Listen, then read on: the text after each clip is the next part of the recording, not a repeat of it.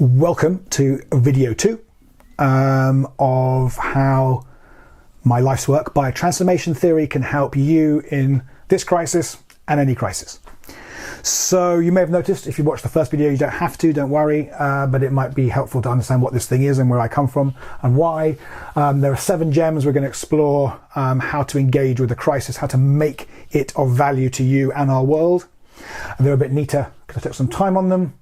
Otherwise this is live and direct, unedited, maybe stitching 2 bits together, but that's all there is. I have no script, I have no producer, and just bear with me. This is what I do and who I am. So this next session experience is all about how to take stock in shock. What do we do when a crisis hits? And it could be a small thing. It could be a massive thing like a coronavirus pandemic and a global economic meltdown and everything in between. Because what we do whenever we are in shocked, when we realize something is going on that doesn't necessarily feel good, we usually go into pattern, what I call a protective pattern. Something right or wrong about a pattern. In the right setting, under threat, in shock, a pattern is what saves our lives. They're protective patterns. They defend us against threat. We learn how to do it as a kid. We'll go into this in much more detail. There's nothing wrong with the negative emotions or any of these things. There's absolutely nonsense words. When we're in shock, we feel threatened or we feel danger. This is really dangerous and threatening, this virus and the economic challenges to life and livelihood that we are going to see play out. We go into a protective pattern. So we go where we spend most of our time usually anyway. So any shocking moment, any threatening moment gives us an immediate transformational learning, which is, where do I like to go? Do I like to analyze it, work it out, figure it out, write some blogs and nail it? Do I get upset and angry? Do I blame the conspiracy theory of 5G or the government or the Chinese or Donald Trump or the Democrats? Do I go into platitudes of spirit? It's all good, man. It's all going to be fine. Hey, just stay positive. Keep your vibrations high. Do I go into, oh my God, this is the end of all things, and how am I going to cope? Do we go into, oh my God, how am I going to keep my family afloat right now? Do we get stomachache? Do we get headache? Do we feel great? Do we feel terrible? It doesn't really matter, because all of these things will probably come through at some point. The learning is, when I'm in shock, I go into pattern, and that's exactly how you're supposed to do. That's evolution got you to this point. Think of all the individual versions of you in your ancestral line that had to get through shocks, threats. For me, pogroms in Russia. Earlier than that, species hunting us down when I was whatever form of animal we all were, some common ancestor. All that fine-tuning of the survival response, the stress response, has got you to be here today listening or watching this. So yay, let's celebrate that. Actually, let's take a moment to celebrate our survival response. So just imagine, if you want to close your eyes and feel the unbelievable, highly tuned, ready to trigger, before we even consciously aware of it, a threat response, to get out of the way of threat, to avoid it, to fight it, to flee, to freeze, to fawn, to people please, to get what we needed when we were kids. Rather than feel bad about it, let's just go, wow, thank you. Because I'm alive right now because of that highly tuned, emotionally geared response to threat. So if you want to open your eyes, if they were closed. Gratitude for that evolutionary response. And we will go into pattern when that happens. A very true story. I was in China on a trip to one of the big Taoist mountains. I wanted to go to Wudangshan. But I didn't realize it was going to be quite so theme resorty. So this was about 10 years ago. I went off beaten track behind a temple, and to start walking off, about an hour later I saw a village, and I was like, hey, Chinese folk. And then suddenly I'm moving away from the little track, no idea why everything's elevated, and then I turn around and I see a snake moving off in the other direction. Equal survival response. No thought, no recognition of anything, just already out the way of this thing. And our emotions guide our movement, our behavior, faster than our mind can keep up, about half a second in some cases, which is the difference between life or death. So it is good to be shocked, and this event is shocking, and anyone who claims it isn't, I don't think, allowing the full extent of it to come into our being. I believe it is natural to feel grief right now. We are individually grieving, maybe a job, a way of life, travel, holidays, our business's success, cool things we were going to do, and potentially the entirety of 21st century capitalism we could be grieving right now. At the same time, we've all got collective grief because we know whatever happens when life goes back to normal, it won't be normal. We might have more state observation of us through technology or through state control. We might have less. We might have changings in physical versus virtual world stuff if you're in events or travel or healing. Maybe there's less of that. Maybe people be less interested in Airbnbs or going to WeWorks, sharing things. We might all wear masks on airplanes. We might go on less airplanes. Who knows? I don't know. That's not the point of these lectures or these videos. What we are clear about is we have grief. And grief can be processed quickly, but if you short-circuit it, you lose its amazingly generative power. The power of sadness and shock and grief and pain. And the important thing about biotransformation theory is to live the emotional experience, not trip out on it, not start telling stories to ourselves about how good or bad it's going to be, and tripping out into grief and keeping going back there or into shock. We want to process it. We want to do what we call inner work quickly with full attention. And that's why it took me, 3 or 4 weeks to put these videos out, because I had to go through a lot of different experiences myself. And I'm usually ahead of the curve. That's what my job is, to be ahead of the curve and help others get there. But I had lots of rich emotions coming through me. I cried, I worried, I woke up in the middle of the night. I got giddy with excitement about the end of capitalism as we know it, or I would say the recalibration of it into a new and more generative, regenerative, creative, compassionate form. I got worried about my kids. I got worried about myself. I got worried about my parents. I grieved for my grandmother in the process. And then I was available to what the moment was calling for from me, which is different from what it's calling for from you. But if I'd hacked that with positive thinking, or I'm a transformational leadership expert, I can handle this, or the opposite, going into doom and gloom, it's the end of 20 years of my business, oh my God, that'd have been cheating the moment. The richness of our interoceptive and emotional and therefore cognitive and behavioral response. So a word about interoception. Interoception is a word for not just our emotions, our feeling of our emotions, but even underneath the emotions, which sometimes can be really hard to discern, the physiological and somatic experience underneath our emotions, thoughts and behaviors. It's the fourth H of the fourth gem of biotransformation theory. And it can be tightness, emptiness, strength, void, chaos, buzziness. And interoception has a rich capacity to inform us. It's one of the powerings of what I call the four guidances to all decision making as a leader, as an individual. I'll come on to that. So interoceptively, we are responding, reacting to this shock, grief, trauma, worry, stress, excitement. And we have emotions and rich thoughts and whatever. So the point is not to deny any of it, but also not to get high on it. Don't want to get high on our own supply. So we have big emotions right now. This is totally normal and real and good. Just like kids have big emotions. They're not good or bad. We only call negative emotions negative because they don't feel so good. But believe me, when I was near that snake, fear was an absolutely appropriate, positive, matching, fitting emotion to the moment. If I then feel fear every time I go on stage as a keynote speaker and I do a lot of talks, it's probably not going to give me a lot of creative, connective, empathic, inspirational skills at speaking. So we definitely want to learn to not control our emotions, but master them, work with them, understand them, and then do something with them.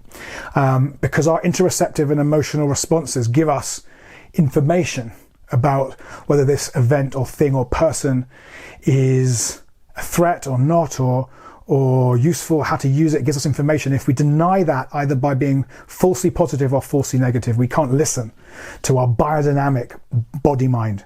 It's a word I'm going to use. Gem number one, we have not a mind and a body, somehow separate from Western philosophy that creates a mind-body problem. How does mind come from body?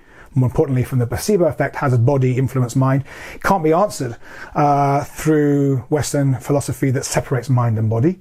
So why don't we just think of them as one thing? We call it the body-mind, and we put the body first, because when you put mind-body, you still get mind being prioritized. And the point of it is to absolutely know that biology and physiology and psychology are one. Physiology, psychology are one thing. We can access that one thing through our mind, our beliefs, our experience, our consciousness, and we can study it through our body, through somatic practices, and through cutting ourselves up or scanning ourselves in a scanner. But there's only one thing. And so within our body-mind is all this information about what's going on in the world. And before we act or change something or adapt or respond or create a new online program or cancel all our staff's leave or leave to go to Northern Scotland or New Zealand to get away from the crisis, we want to take stock. We want to begin the process of coming to terms, positive, empowering, useful, valuable, purposeful, conscious terms with whatever's going on. In that time, there are some things that I really think are important and useful for you. So I'm just checking how long I've been going. I don't want to witter away for so long that you can't stay with me.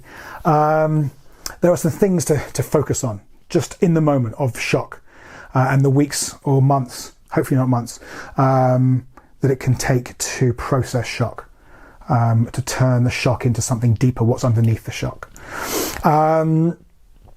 And this is paying attention to some of that body-mind needs we have. So there's 3 N's that I think about in a crisis, really good to reconnect with. Nutrition. What are we eating? Is it generative? Is it supporting us? And that includes things like any vitamin D or zinc or vitamin C or vegetables and fruits and things that we might want to prioritize so our body's in the best state it can be, our body mind, for fighting off a virus if indeed we do get it. That moves into things more, the second N around nourishment. This is not just about food nourishment. This is about sleep hygiene, getting good sleep. Our body mind is not very good at fending off either disease, viruses, or fear and anxiety and issues. And if we're not rested, because we have a low level activation of the stress response already, we want to nourish ourselves with taking the walks that we're allowed to do, and exercise and getting both, for me, aerobic and anaerobic exercise. That includes also for me in nourishment is I do intermittent fasting, which really helps me keep in better shape. And I mean that from a point of view of being adaptive and creative, not necessarily what I look like. And nutrition can also mean taking time to care for ourselves. And self-care is really important, but this is not about bliss. It's not about feeling good. It's not about having my nails done and a mani-pedi and having a massage. It's about getting me into the form I need to be in to take this enormity of what's going on, take it inside me rather than push it away or deny it exists or repress it, to bring it inside me and metabolize it into value. To do that, I have to be in pretty peak shape resilience.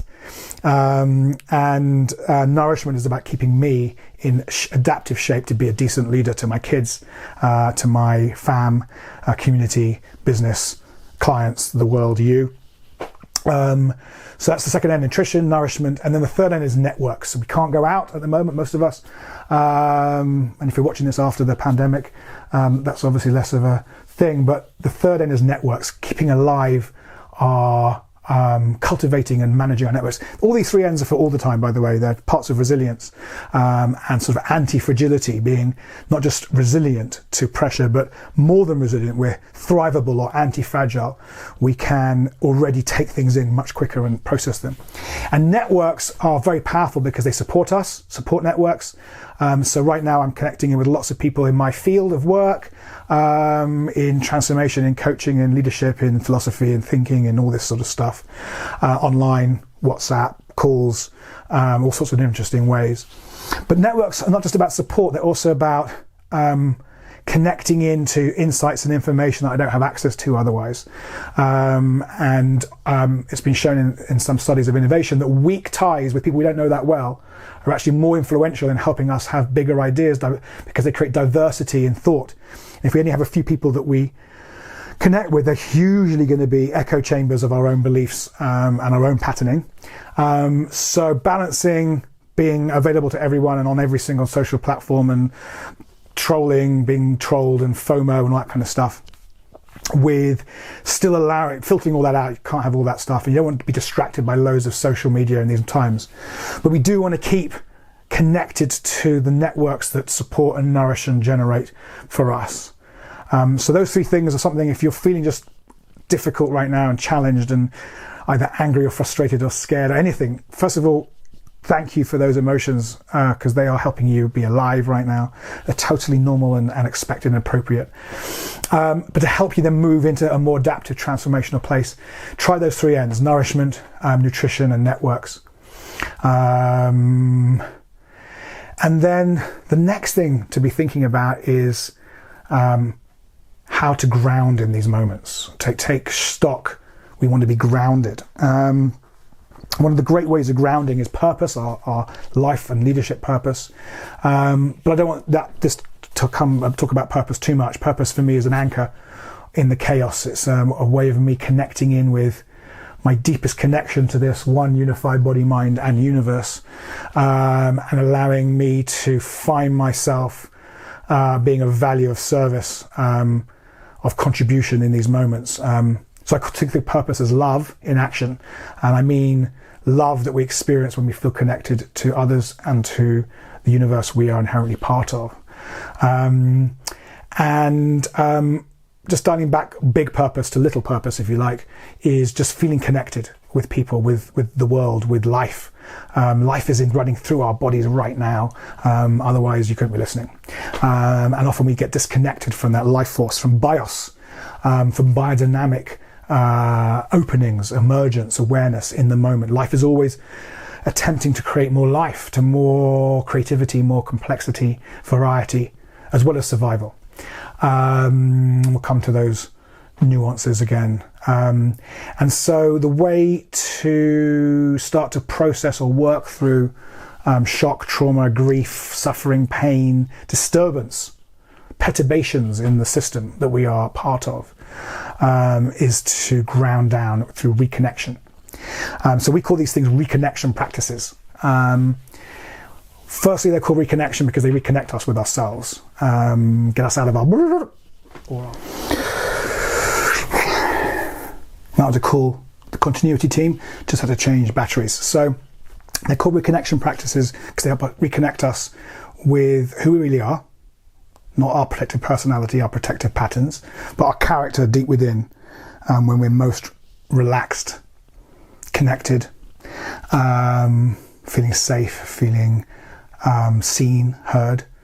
We have to create that all for ourselves because no one can give this to us anymore. Even if our parents are alive and want to, we have to create that safety, that connection inside. But also critical reconnection practices because they take us out of the stress response. And in the 70s, a doctor at Harvard called Benson noticed that if we breathe in a certain way, deep, focusing on deep exhales particularly, it triggers our autonomic nervous system, which usually we can't control ourselves consciously, which is the fight or flight, digesting food, all that kind of stuff. We can hijack it and bring it into a state of reconnection, of relaxation, of openness. And loads of studies show that as soon as we hit this reconnection response, this relaxation response, we go out of tunnel vision and tunnel memory and tunnel thinking, focused on the threats of the past when we're under stress or survival instincts, where we can just go, pow, focusing, what's the snake, the bad guy, whatever. We open up, our visual field expands, we get new creative ideas, we start to feel more collaborative and empathic. And really what we're doing is we're doing an equal and opposite response to the stress response of threat. And we're learning how to master these two flavors. One is a flavor of protection, amazing, we don't want to not have that. One is a flavor of connection to other people, to ourselves, to the nature that we are all part of. So we can connect, we can rewild ourselves, we can remember who we really are in connection. And in a moment I'll take us on a reconnection practice. But before I want to do that, I want to go into a little bit of the Gem 2, the two modes of consciousness, because it relates to this protection or this connection. So as well as having the autonomic nervous system, sympathetic threat response, turning things up, heart rate, go into fight, freeze, fawn, and some other Fs like fornicate and forage. We have this parasympathetic nervous system, which calms things down, relaxation, muscles relax, open chest. And then there's another couple of polarities inside us in the brain networks up here that comes out of the research into creativity of the last 10-15 years, which is mind-blowing. And I'm going to go into too detail because you can read it online or in my books and things. But it turns out that we have these two big brain networks that are optimized for slightly different things or quite different things. And one is the cognitive or executive control network. And that's really good at solving problems we've solved before using best practice, existing patterns, existing habits, existing knowledge, existing genius. It's very smart. And that's what we're in a lot of the time. And then when you study improvisers, jazz musicians, pianists, who are really used to being in a creative state where there is no known answer because they're generating new things, a whole other brain network kicks in called the default mode network, and often called the mind wandering network or the daydreaming network. And that's optimized for creativity, for innovation, for invention, for newness, for new problems we never solved before, like how do we deal with a pandemic, and for not knowing the answer, for imagining, for being divergent in our thought. So we have a convergent brain network, best practice, focus, get stuff done, make coffee, do this spreadsheet, sort out my budget for life under lockdown, whatever. And then we have this other brain network, boom, imaginative, divergent, what is possible, let's be curious. And of course you may have noticed that we might want to, if we're innovative, transformational people, use both a lot. And in fact, the more recent research shows that people who are very innovative, as in they can have a big idea and execute it, not just sit there armchair innovators, disruptors, political leaders, have to optimize both those modes. So we talk in biotransformation theory of two modes of human being, human consciousness. One we call create and connect mode, connects with people, connects with customers, users, our loved ones, the world, nature. We're in empathic connection, we're in interdependence, in dialogue, in co-creative being with people. And then we have another mode we call control and protect mode, defense against threats, getting stuff done, executing at pace, to quality, to budget, nailing things, having things, doing things.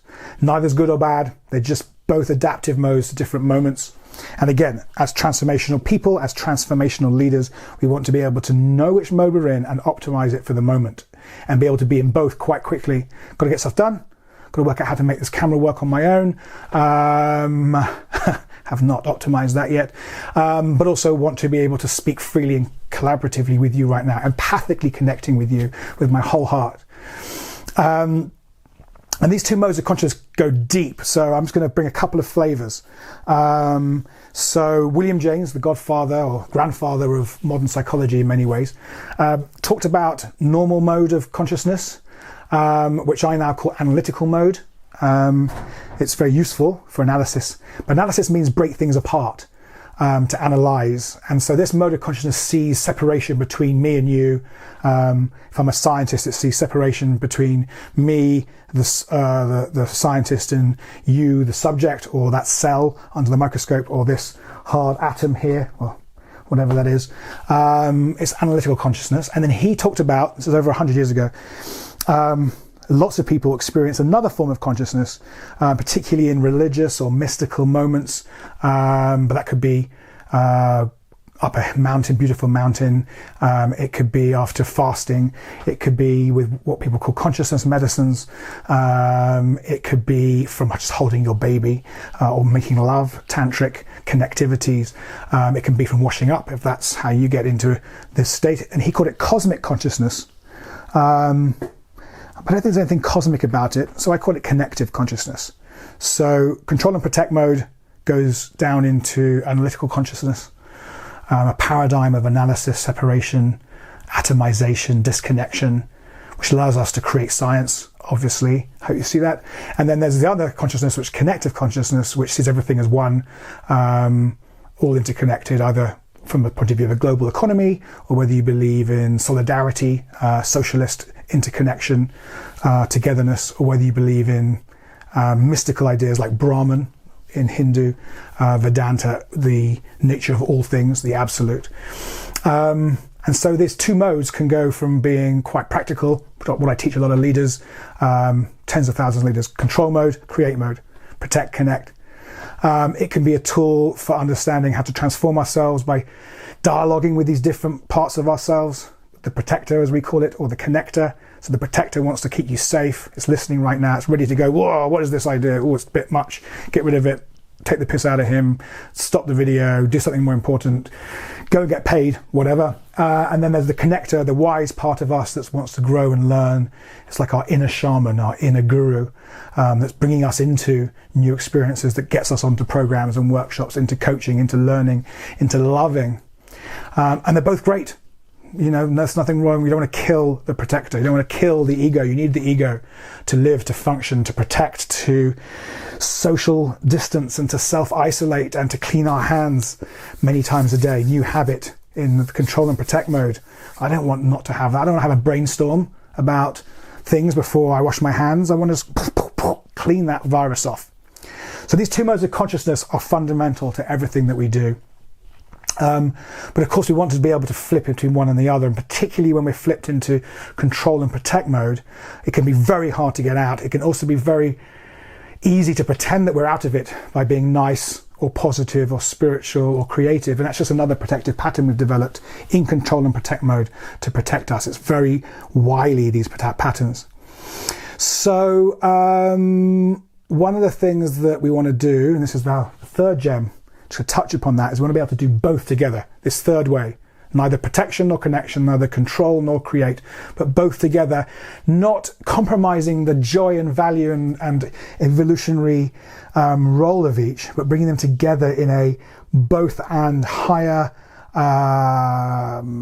level harmony, tension between the two. You want to be both analytical and connective, and be able to flow in and out of that as we need to be on a dime, like analytical, connected.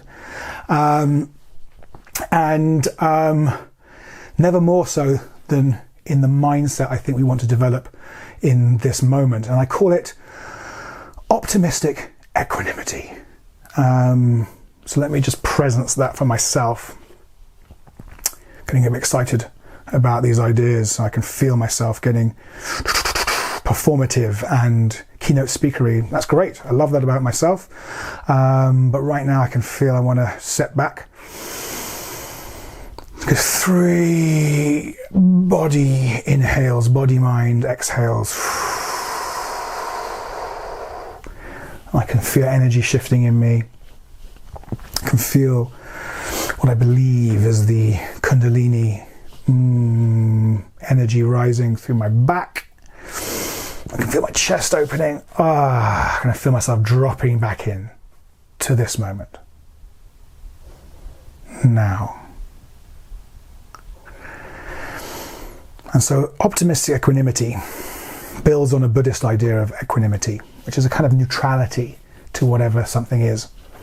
There's a wonderful teaching story about a farmer who, I don't know it brilliantly, but who suddenly discovers there's an extra horse in his field. I think this is not exactly the way it starts, but and all the other villagers are like, oh my God, that's amazing, you got a horse. Wow, how lucky you are, you're rich. He's like, it is what it is, equanimity. And then the next week, the horse bolts and his son breaks his leg, and everyone goes, oh, terrible horse, bad, oh God, it's so unlucky for you. He's like, it is what it is. And that's equanimity. But for me, in its form like that, it feels a bit lacking in the richness of emotion and joy and possibility that lies dormant in every crisis and every challenge. A possibility to come back with something that may not solve the problem. It may not stop the virus killing your loved one, but it can bring joy and connection and gratitude and inner peace and harmony to that moment. And that reminds me of this moment from one of the great films of life, really, called Life is Beautiful, an Italian film, where a Jewish Italian man and his son eventually get taken to a death camp by the Nazis. And in his last moment alive, the father, with a soldier about to shoot him, right by him, connects with his son in service to his son's peace and safety, and makes his son giggle, literally 30 seconds before his death, which brings a tear to my eye. Some of my family died in Auschwitz and Theresienstadt, dear close family. And that's why I call it optimistic equanimity. It's neutral. It's not saying this is good or bad, this pandemic. We know it's both. There's going to be some useful things that come out of it that may help us adapt to climate change faster, that may help us recalibrate capitalism to be more equal, to be more sustainable, to produce less carbon. We might fly less, which would be good for some of us, not all of us. If you're in the airline industry, we might stay at home more, we might connect more with our communities, our local communities. That's all could be valuable and wonderful and more adaptive to the future. And there'll be loss, and there'll be things to lose that were convenient or comfortable or just joyful. We might not have some of this year. We might not go to festivals. We might not do much more Airbnb sharing and all the joy that comes from that kind of thing. There's always loss and there's always gain in every transformation of a protective pattern of ourselves, individual, and a protective pattern of an organization, and a protective pattern of a system. And optimistic equanimity allows us to fully get both of those, and allows us to be truly in the midline, in the neutral between create and connect. Create and connect and control and protect. Able to dance, to flow between the two. It allows us to dance with what is in life without trying to change it. And then going, yeah, now we can change it. And there's a kind of paradox of the third way. The third gem is, how can we both accept exactly what is and not fight it or try and change it or destroy it? Just take it on board and also move to shift it. There's a wonderful practice from improvisation theory around saying yes to something. Yes, my grandma died a few days ago. My dearest, remarkable, magical, incredible, brilliant, supportive rock of my life. And what can I take from that life and that loss and that grief? And in some ways this video came about, series, because I metabolized the yes, she died, grieved, cried endless tears for the last week. And what can I work with it? It's yes and both. What is okay, equanimity, neutrality, a pellucid, clear, non-attached clarity in the world. But that doesn't mean we can't care and love and seek to ameliorate suffering. And there's a saying from the Jewish mystical past, the Kabbalah, which is there's nothing so whole as a broken heart. And then you see that third way, the third gem coming beautifully there. Because the paradoxes of life, control, create, protect, connect, cosmic consciousness, connective consciousness, analytical consciousness, dissolve in increasing wisdom, increasing expansion of ourselves.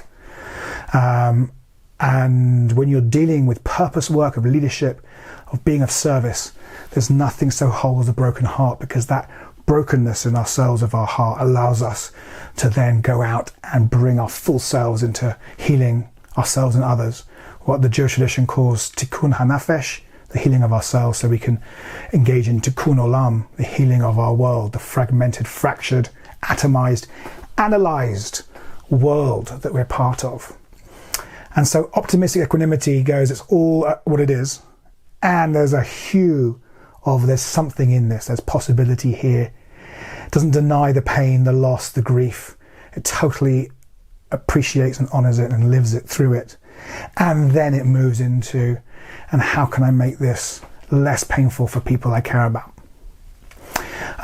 There's an article I've just written on this if you want to go online on our switchonnow.com website. And I post the YouTube video of Life is Beautiful on it too.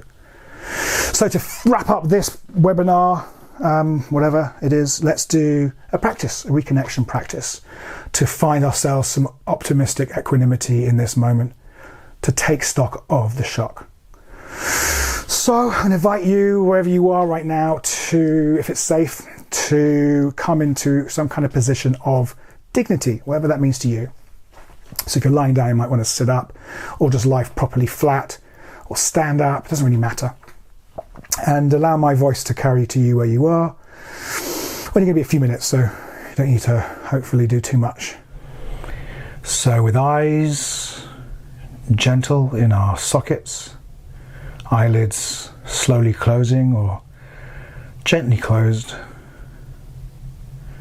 it's bringing awareness to your breath.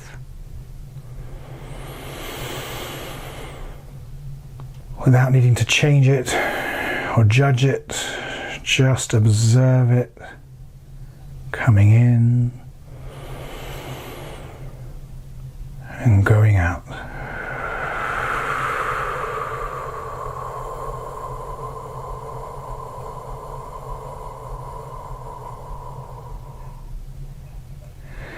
Breathing deeply from your belly, allowing ideas of what looks good or not to diminish, and let your belly hang out. So your diaphragm can do the work.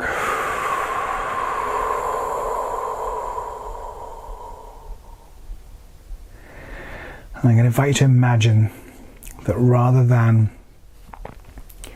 being any emotions or thoughts or sensations, you're going to imagine that your consciousness is like a desktop of a computer, and you can see all the different emotions and sensations I'm going to invite you to spot without having to be any right now. They'll still be there in a few minutes to guide you, inspire you, support you. So first of all, in your gut, in your felt sense, your sensations in your stomach area, pelvic floor, chest, solar plexus, throat, forehead even.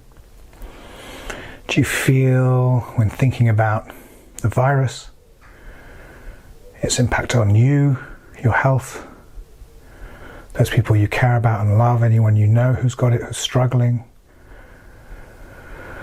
anyone who might have died or could die, vulnerable groups.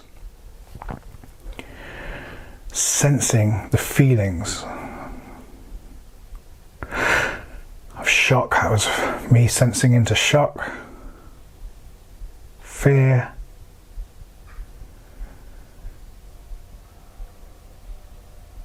tension, alertness, vigilance,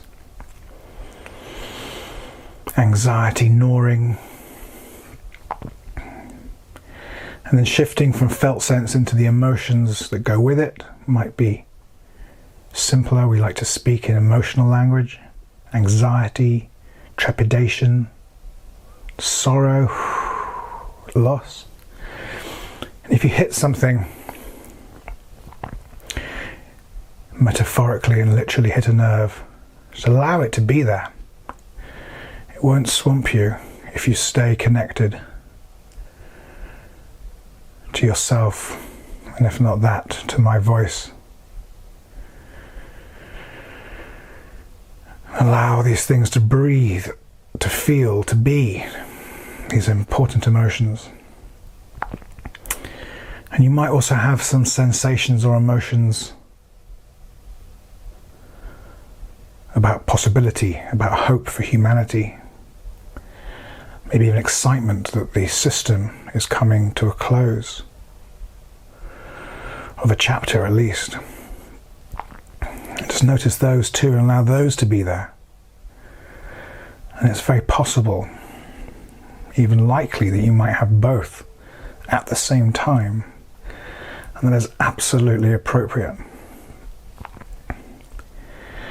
And now speaking to the so-called negative emotions, challenging emotions, intense emotions of survival, just saying to those parts of you, maybe even to the specific places inside you, just saying thank you. Thank you for guiding me to survive, to deal with threats and crisis, to get out of the way, to rise up in action. Thank you. And then perhaps noticing back to those positive emotions, supposedly positive, the ones that we tend to find more pleasant. Excitement, possibility, hope, a new dawning of a new age of humankind. Saying thank you. Thank you for guiding me to create, to forge, to invent a better future, to empathize with people, to connect with my fellow humans and the planet and every sentient being. And perhaps you can allow both those feelings to be together and say thank you, this one unified body-mind that I exist in, that is all I have to engage in a crisis, to cope with the crisis, to rise up, to co-create with the crisis. Thank you. I love you, body-mind. You're always there, ready to protect or connect, ready to create or control, ready to exist in a profoundly beautiful, non-dual, connective consciousness, the awareness of being at one with the universe, and the joy that comes from connection of all forms, and also the potential to be an analytical consciousness, to see distinction and difference between things, so we can study things and measure things and appreciate things as individual organisms, species, and individual human beings. And bringing them both together in a third way, highest common factor harmony. Right now, connective, analytical, create and connect, control and protect. Concern about our health, the health of our loved ones, our livelihoods, the livelihoods of our loved ones, and concerned about the loss that might come with giving up what we had, material, financial, physical even. And at the same time appreciating that perhaps there is some workable way to make use of this crisis. At the minimum, to become more whole, healed, conscious, awake, compassionate, feeling human beings ourselves. And perhaps, just maybe, to move from that to working with the collapse of the old, to bring something that's better fitted to the many billion people on this planet. and the planet itself. Thank you. I love you. My one body mind. Okay, returning to the screen, opening your eyes if they were closed, all normal sensations, returning to your body, feeling here with whatever experience you have or had of that. There's no right way to do a reconnection practice, just the way that you practice. And the term practice is there for a reason. It's a practice that we practice. And the practice helps us remain open, available, curious, transformational in a crisis. The bliss of meditation, of yoga, the joy, the fun, the excitement, the sexiness, that's all additional and not necessary. What's important is that we reconnect. And from that reconnection comes possibility and hope, but also an awakened ability to truly process the shock of this situation we find ourselves in. I just found out that a dear friend of mine has been taken to hospital in a hazmat suit today with breathing difficulties. And so that's a shock to me, to their loved one, also a dear friend. And it's okay to feel that as grief, as concern, as anxiety, as compassion, as love, as sorrow, as well as experience some possibility that might come from all of this. If we can travel down this curve, understand what the invitation is, how the old can break down so we can rebirth within us, between us, collaborate and co-create something that works better for all. And we'll go deeper on that journey in the next video. See you then.